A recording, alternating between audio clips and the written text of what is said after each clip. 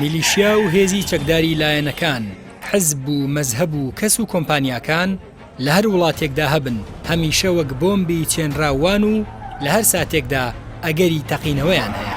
یەکێک لە گرێکوێرەکانی عێراق بە هەرێمی کوردستانیشەوە فرەسەنگەری و هەمەچەشنی هێزە چەکدارەکانیەتی. ئێستا لە وڵاتە چەکداران تەنیا چەکیان بەدەستەوە نییە، بەڵکو چەکی بانکیان لە گیرفاندایە و هەڵوێستی سیاسیانەیان لە سەرزارە و قسەی سەرەتا و کۆتایی لە ململانێ سیاسیەکاندا ئەوان دەیکەن.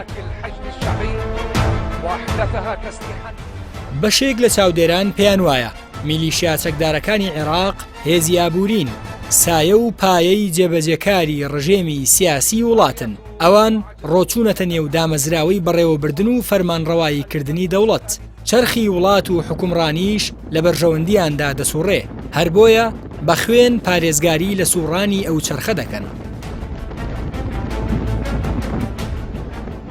هەرچەندە زۆرینەی گروپە چەکدارەکان بە ناوی پاراستنی وڵاتەوە دروست کراون، بەڵام لە خۆپیشاندانی هاوڵاتیاندا بۆ داواکردنی مافەکانی خۆیان ئەو گروپانە هەرزوو دەست بەکار دەبن و بە زەبری هێز سەرکوتی خۆپیشاندانەکان دەکەن. هەر پێشهاتێکی مەدەنیش لە عێراق و هەرێمدا بێتە پێشەوە، هەردەم چەکی چەکداران ئامادەی کەپکردنەوەیەتی.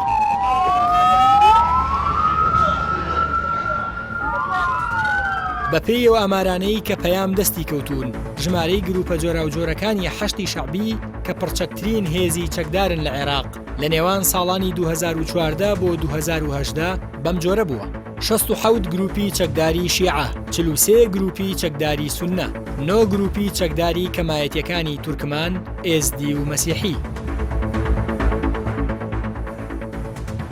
بەپێی ئەو ئامارانە لە کۆی 164,000 چەکدار و کارمەندی دەستەی حەشتی شەعبی لە 167 واتە 110,000 چەکداریان لە پێکهاتەی شیعەن، لە 127 واتە 45,000 چەکداریان سەر بە ناوچە سوننەکان و لە چوارچێوەی حەشتی عەشایەریدا ڕێکخراون.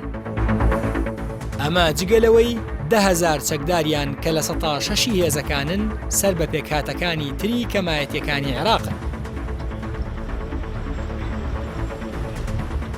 لە هەرێمی کوردستانیش دەیان جۆر هێزی چەکدار لە ژێر ناو بە بەرنامەی فرەچەشن بوونیان هەیە کە بە ئاشکرا سەر بە پارتی دیموکراتی کوردستان و یەکێتی نیشتیمانی کوردستان و چەند هێزێکی بچووکی دیکەن. ئەم هێزانە لە دەرەوەی فەرمانی حکوومەتی هەرێمدا و بۆ ململانەی کەسی و حزبی و بنەماڵەیی کار دەکەن. گەورەترین هێزی چەکداری هەرێم پێشمەرگەیە کە تا ئێستاش چەند لیوایەکی هاوبەشی نەبێ زۆرینەی لیواکان سەر بە دوو حزبە دەوڵەمەندەکەن و سەرۆک و سەرکردەکانی پارتی و یەکێتی فەرماندەییان دەکەن. دابەشبوونی هێزی پێشمەرگە بەسەر پارتی و یەکێتیدا بە جۆرێکە.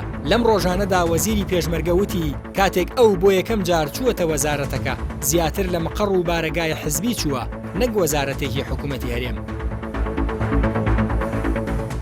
زۆر جار هێزەکانی پێشمەرگە بە لیوای فڵانە بەرپرس و فڵانە فەرماندە ناو دەبرێن کە بە ئاشکرا و بەرپرسا توانێ ئەو هێزانە ئاڕاستە بکا و چەندین جاریش لە ململانەی ناوخۆیی حیزبی و شەخصیدا بەکارهێنراون. تەنانەت هەندێک جار شەڕی هۆز و شەڕی عەشایەریان پێکراوە. ئەمە ژوای کردووە ئینتیمای هێزەکان زیاتر بۆ حیزب و شەخص بێ نەک حکوومەت و خەڵک و نیشتیمان. گرفتی گەورەی هێزە چەکداریەکانی عێراق و هەرێمەوەیە سەر بە هەمان لایەنە سیاسیەکانن کە لە ململانەی سیاسی وڵاتدا بەشدارن. هەر بۆیە هەتا نەکرێنە هێزی ڕێکخرا و نیشتیمانی هەمیشە وەک هەڕەشە بۆ سەر یەکتر بەکار دەهێنرێن. بەردەوامیش لە کاتی ململانەکاندا وەک مۆتەکەی سەر ئاشتی کۆمەڵایەتی لە عێراق و هەرێم دەمێننەوە.